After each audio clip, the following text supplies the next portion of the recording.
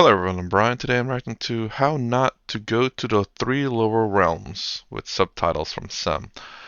So again, I'm not familiar with how many realms there are, but I'm assuming it's we're on the fourth realm from the bottom. Anyways, let's go get started because I don't know what else to say. Uh, I'm more familiar with, well, no, I won't say more familiar, but obviously I grew up with Western religion. There's obviously just Earth, Hell, and then Heaven at the top. So there's only three realms. There in this one, there's three lower realms, and I don't know how many upper realms or in what realm we are on. So let's go and get started. One third, maybe a little bit more of the people in our center will go to three lower realms. Some places is much more. Definitely. Oh, definitely. I don't need clairvoyance to see that. I know the scriptures, so I can look at the actions and I can see how they operate. When I watch people's outer actions, I basically know their minds and how they operate, what they do, how aware they are, how they move, how they talk, what their focus, their clarity. I can tell you basically how their mind is and what their level is. In this room, I can point to people who are going to go to three lower realms very clearly. And you know what? If you ask someone with power, with clairvoyance or one of the down protectors who take strength, they will not say I'm wrong. I guarantee you. That's how accurate I am in knowing the scriptures and looking at the person.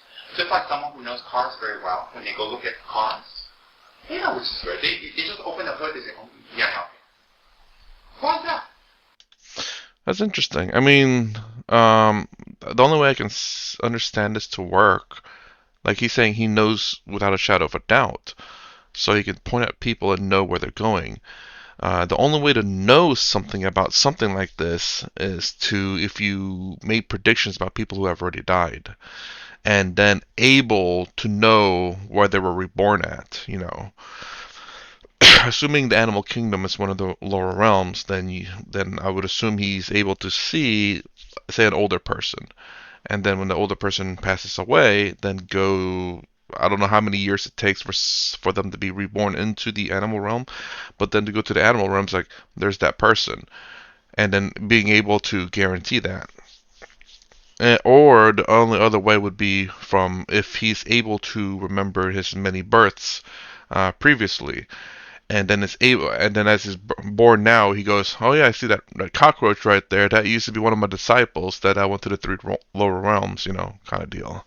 Because otherwise, you like if you and me live the same age, right, and we both die at the same time, there's no way for sure I would know that you went to the lower realm because your actions and everything um, can say one thing, but I don't know you long enough. I would assume, but again, I don't know how it all works. Because I'm definitely not a Tibetan Buddhism, nor have I studied enough of it. But I'm just thinking of it in practicality and trying to be as I was going to say logistical. That's not right, but logical. Um, but again, like I said, the only two ways to know for sure if someone passed away while you're still alive, and you said that's them being reborn in the lower realm, and then throughout your rebirth cycles that you're able to see your disciples, I suppose, that have went to the lower realms. But if we both die at the same time, there's no way to know for sure. You can make assumptions. Um, but maybe during some part, like just for example, just me and you, like during the parts where we're not seeing each other, you could have repented or and in terms of what he says, have gathered merits to offset negative merits or bad merits. So um, but yeah, that's my assumption, and that's again the last two does make perfect sense to me. I know in Buddhism there is rebirth. I'm trying to think. I don't know if I think there is enlightenment, and I think which stops the rebirth, I believe, or is it an infinite rebirth? I'm not sure. So, anyways, let's continue. Because they train themselves for years. Train themselves. So it's like they have clairvoyance. It's like, oh, they open the root, they say, oh, no.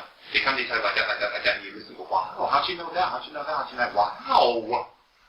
He can either trick you and say, what would we say? I've got some powers. And my psychic tells you that blah, blah, blah, the carburetor's off, whatever. They know because they're so quick at seeing it. So some llamas, they trick you and pretend they have clairvoyance because they're very quick and sharp. So it looks like clairvoyance. So they tell you things like that. Like I say, oh God, he's so uncanny. He calls me right at the right time. He does this at the right time. He does everything just like, wow. And like, you know what?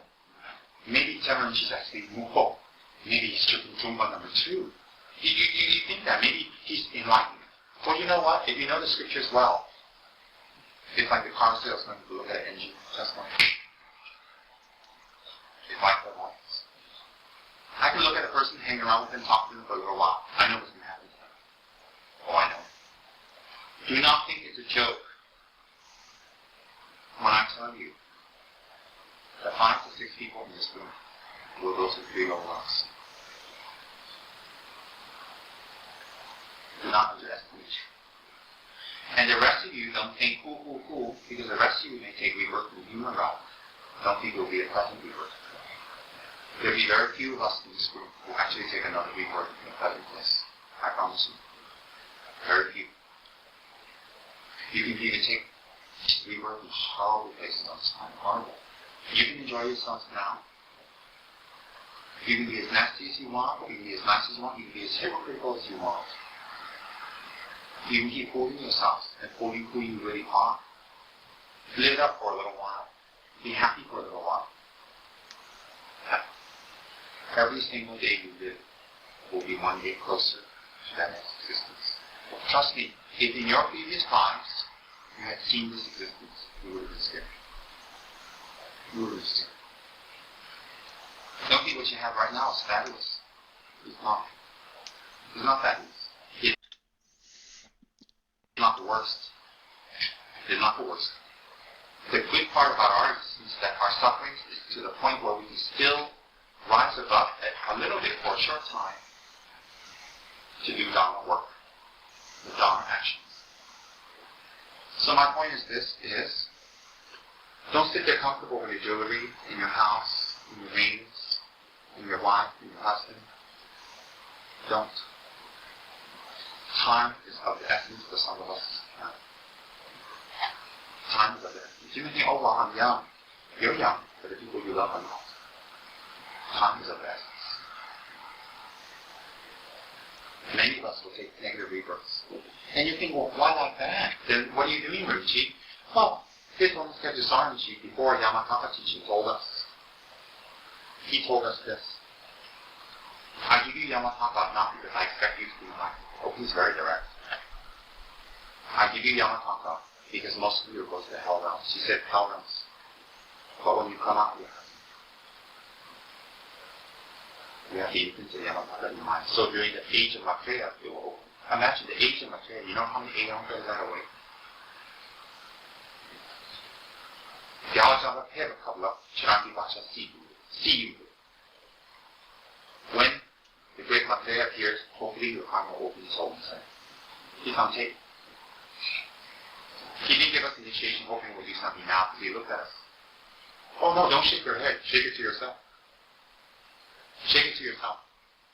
Each time you're selfish and you don't want to give money and help. Each time. And even when you don't get asked and you say no or yes, doesn't matter. Just having that mind, I will not give, I will not give, I will not give, will create positive peace for the 3 low realms. Just living well.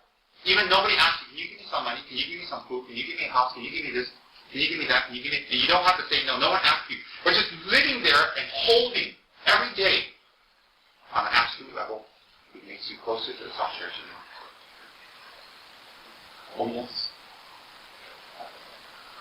That is pretty harsh, I will say that for sure. Interesting, though. I don't know. Definitely not exactly my how I would assume things to be. Like to me, obviously you help if you can, but the problem is that times are kind of difficult. don't know how much you can or cannot give because of just how crazy. Well, well, I'll say now times are getting more stable, but you just never know for the future. You could end up getting sick or injured or whatever, and not have money to take care of yourself. Like, I mean, it's easier to say this to people who are like billionaires and millionaires, where they can give. But the thing is, though, is that money isn't necessarily always the answer to problems. Because what was it? I remember a time during YouTube where I was watching a whole bunch of people. Again, this goes back to, I think, to the last video that I reacted to his, where they had people go around giving money to the homeless. Um, and I think one of the cases, they did give money they gave a lot of money to the homeless. The problem with the money to the homeless is that they can't really necessarily do anything with it. And what I mean by that, they can't buy a house. It's not enough to buy a house.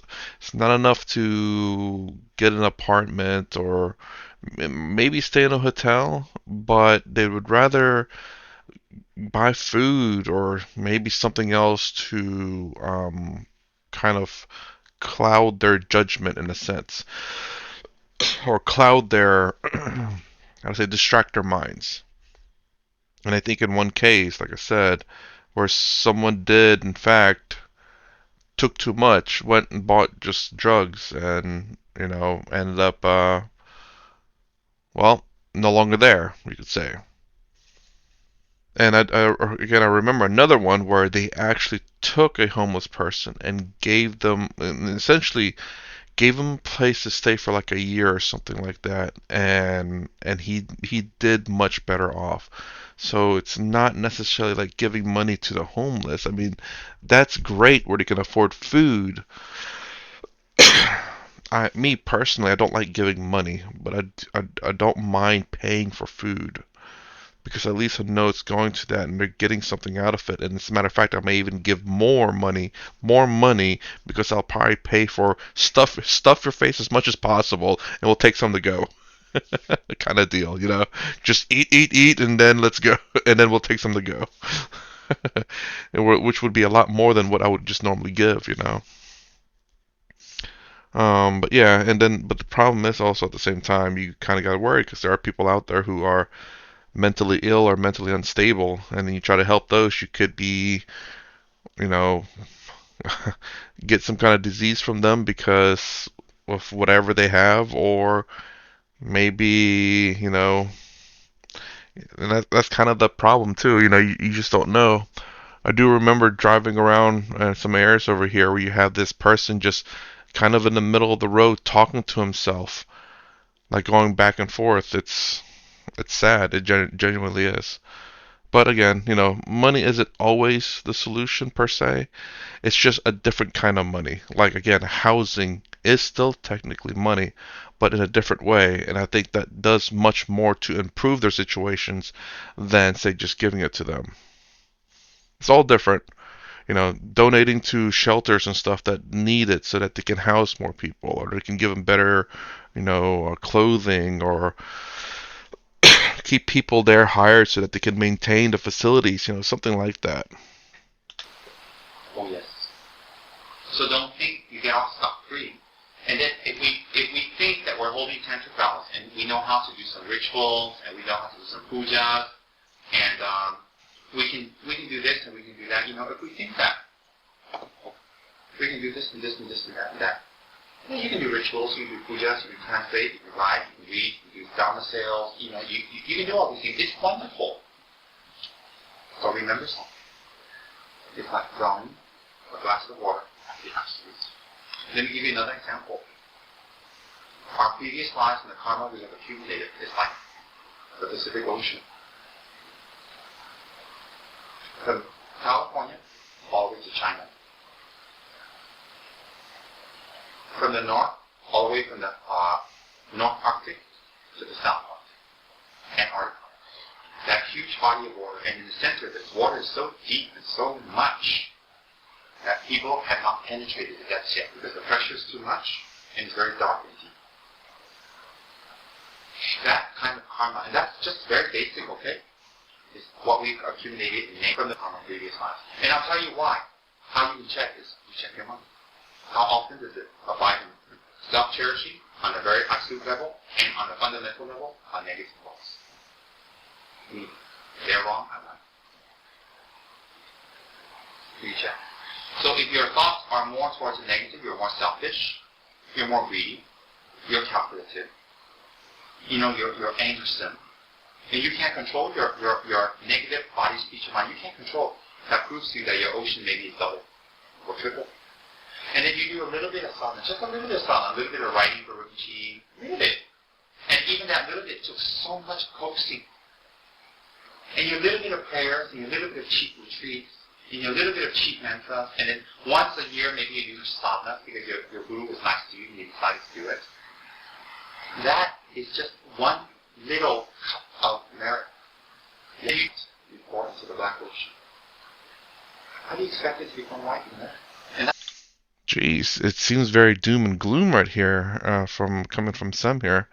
Like he's almost like saying that everyone here has just built up so much negative karma that that's all we have. I mean, like it would be nice to know how much good or negative karma you have, you know? I mean, don't get me wrong. You don't want to say it's like, well, I have 50 good karma and 5 bad one. That means I can do 45 bad karmas and then I'll be equal. You don't want to be thinking like that. You just kind of want to, I guess, see that you're progressing towards the positive as opposed to the negative. Saying, okay, I have 50 good karma and 5 bad. That's good. I want to make sure I keep that bad karma low and just kind of maintain and see what's going on. And if I do anything, I check up on it. It's like, okay, that's a good karma. Okay, I will keep doing that. Or it's like, oh, that's a bad karma. Should not do that again. So at least you know what's good and what's bad. But I mean, the way he's speaking here, let me know what you guys think. Like, does it seem all doom and gloom? It does seem like it to me.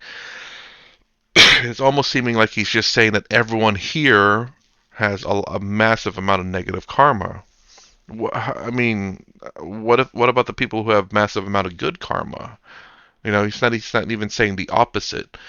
He just almost just in a negative, just in general speak. I mean, I don't know. Is everyone in his conjugation, I guess, all negative? I mean, again, I don't know. I'm definitely not a Buddhist or anything like that. But again, it seems pretty terrible. I mean, and this goes back to something kind of believable with Swami Taratmananda saying that we have, I don't know if infinite good and negative karma, but I like his explanations a lot better. It seems very much positive, but negative karmas can come in your life. Negative, yeah, karmas can come in your life. And it's not always just like terrible suffering and all this. It is suffering, but it's all how you handle it, which I genuinely do believe. For example, imagine you have a job and you're looking for a promotion and your boss does not promote you. That could be a negative karma right there. And it's all how you handle it. You're like, well, okay, maybe I did something wrong. Maybe I deserve this. Let me try. Let me turn this negative into a positive. Let me work harder. Let me prove to my boss that I am worth the promotion. And then if nothing else, then okay, let me look for a different job. Or, a negative karma would be losing a limb, but you can look at it in the positive, as in be an inspiration for those who are younger that may have lost their limb and don't know how to proceed with their life. Again, these are in fact negative karmas that can happen in your life, but you can twist it in such a way to make it a positive. Not everyone can do that, obviously. I genuinely do find amazing how some people who have turned tragedies in their life into a positive and have inspired people to do things. Not everyone can do that, but at the very least, I'll say to do it for yourself. That way, you can live on and continue to do good things. Be a positive influence in terms of the people around you. You don't have to be this great influencer. That's what we do every day. So if you live for 60, 70 years, every single day, that's maybe 1 million cups of water. I don't know. I'm just an estimation. Do you think that's going to make the ocean wide? No, that's how much we do. And even what we do for the Dharma is stained by the 8 worldly faults of pride, recognition. The 8 worldly dharmas. So what do you think will happen to all of us? What do you think? A lama or a guru is likened to a butter lamp in the dark, in a windy room. Please stay awake. One more time, I'll ask you to go sleep. It's very bad karma for you, very bad. Don't increase it. Stay awake. A lama is like a butter lamp, chimney in a room that's very, very windy. What does that mean to you? A candle in the middle. That's how a lama is for us. For some of us who have 50 verses of Guru devotion, a lama is like a blowtorch in a room with wind. For a person who actually surrenders himself to the lama. Surrender means what? They keep their body, I just do anything you want. You know, you can kill me or whatever, but they don't let go of the ego. That's not surrender. That's not surrender. Living near the Lama, you can even live in the Lama's house and you can give everything, you do everything. You give all your money to him, you can give your body, you can give everything. But if you just surrender to self-cherishing mind, you have not surrendered to your Lama at all. Surrendering to the Lama is on many levels, but on the fundamental level is you see immediate improvement in yourself when you surrender. When you haven't surrendered, you just go down, down, down, down, down. 1, 2, on an absolute level. When you surrender to the Lama, on the absolute level, listen carefully. You surrender to the real Lama inside yourself, cherishing one. Why? The vows become effortless. You see, you don't live by the vows. You live breaking the vows to people's eyes. Why? You see, in Lama Yeshe said, Hiruka Vajrasattva, you break the vows not by action and not by object, by intent. Oh yes. Breaking a vow, that's why breaking a vow is not action or object. It is intent. So that's pretty interesting. I do say intent matters a lot, which it really does, because sometimes you want to help people, and your intent is to help people, but you really can't. You have good intentions, and the troubling thing that's said in the Western world is that hell is paved with good intentions, and I've always made assumptions of what that meant, but it seems like you try to be good, but it turns out bad. And I think I don't know if that's probably one of its definitions. I don't know if that's the definition of hell is paved with good intentions. I definitely need to look that up because that's kind of interesting now. Because again, I do believe in intent. What is your intent matters a lot. When you're trying to help someone and you actually hurt them, but your intent was to help them and be good, then, that person should not be mad at you. Accidents do happen. Things in life happens. So monks can wear beautiful clothes, robes, they action wonderful, blah, blah, blah, blah, blah. And everything is perfect on the outside. But if they steal, and your intent is to steal, everything is perfect, they're not a monk anymore. They're not a monk. A monk can steal. They run it, during a war they go and steal money and bread, bring it back to the community to eat. But their intent is not to steal. It doesn't harm people. It is destroy. It is not the object. It is not the object. It is not the action. It is intent. It's very important to know. So on an absolute level, people like Mahasiddhas, and I'm giving you an idea, they do everything opposite of conventions. Not because they're there to break conventions or flout them. It's that we are not operating on an absolute level. We are the ones who are wrong and not right. We are the ones who don't do things correctly. So to us, they look wrong. Why? Thank you. There are very few people who operate with absolutes. Oh, okay. I paused there for a second. That was kind of okay. Interesting. Anyways, I mean, let me know what you guys think about this one. I mean, it seems very doom and gloom for sure, but I don't know. Like, clearly, it's not the full episode. It's not the full speech, but I mean, it's as it is as the, well. He did say something of about hope towards the end about giving up everything essentially, but I don't know what that means or what that's like. So, is it that you have to give up your money, your house, your belongings, including your life and your free will, to be a servant of the Lama? I'm sure that's not what he means, but that's what it sounds like.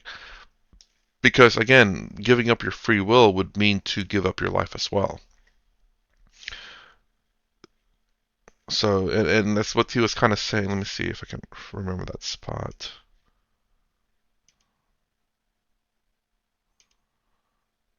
That's kind of weird, that part here. Stay awake. I guess someone must be falling asleep in this place. Um,